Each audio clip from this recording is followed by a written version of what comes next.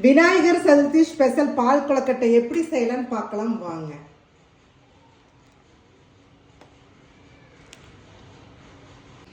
கொழுக்கட்டை மாவு 1/2 கிலோ,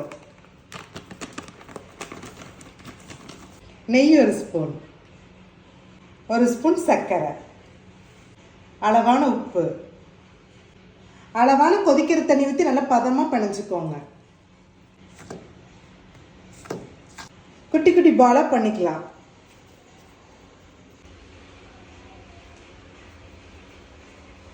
எல்லாம் உருண்டை பண்ணியாச்சுங்க. ஒரு பெரிய உருண்டை மட்டும் தனியாக நம்ம எடுத்து வச்சுக்கலாம். இந்த குட்டி குட்டி பாலை 5 நிமிஷம் ஆவியில் வேக வச்சு எடுத்துக்கலாம்.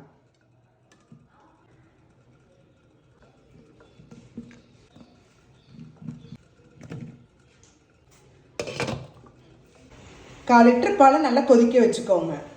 கொழுக்கட்டை 5 நிமிஷம் வெந்துருச்சு. பாலில் போட்டுக்கலாம்.